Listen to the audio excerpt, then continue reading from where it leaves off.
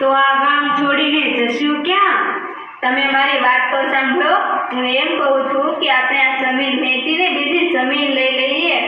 હા, એ વાત તો સાચી છે. આનો શું ઉપાય? હે મારા ભારત દેશના ભાઈઓ બહેનો, હું બહુ તકલીફમાં છું. તમે મારી મદદ કરો. તમે કોણ છો? ક્યાંથી આવ્યા છો? હું એ જ છું જેને તમે જુદી રાખી છે. ભગવાને જ્યારથી આ દુનિયા બનાવી ત્યારથી મેં તમારું ધ્યાન રાખ્યું છે. તમે લોકો મને ઓળખતા પણ નથી અને જ્યારે મારા ઉપર મુશ્કેલી આવી ત્યારે તમે મને ઓળખતા પણ નથી અને જ્યારે મુશ્કેલી આવી ત્યારે તમે મને છોડીને ભાગી રહ્યા છો. ઉખાણા પૂછવાનું બંધ કરો અને કોણ છો એ સીધે સીધું કહો. હું ધરતી છું. હા, તો તમે અહીંયા શું લેવા આવ્યા છો? તમારી હાલત તો જુઓ.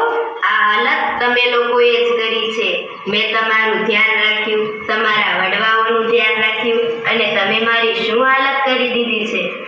ખોટું ના બોલતા. તમારી આ હાલત અમે નથી કરી.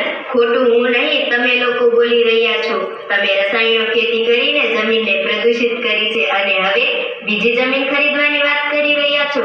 એ પણ તમે રસાયણો વાપરીને બગાડવાના જ છો. અમે તો બીજા બધા કરે તેમ જ કરીએ છીએ. આમાંથી અમારી ખેતીમાં વધુ ઉપજ મળે છે. થોડા વર્ષ લાભ થશે, પછી તો કાયમી નુકસાન જ છે. એ તો સમજો. હા, તો એનો શું ઉપાય? રસાયણો વગરની ખેતી જ સારી છે. હા, તો આપણા વડવાઓ સાચું જ કહેતા હતા કે રસાયણો વગરની જ ખેતી સારા પાક લઈ શકે. તો કઈ રીતે ખેતી કરીશો? બોલો બોલો. અમને માફ કરો. જીવામૃત અને વિષાણુ મુક્ત સજીવ ખેતી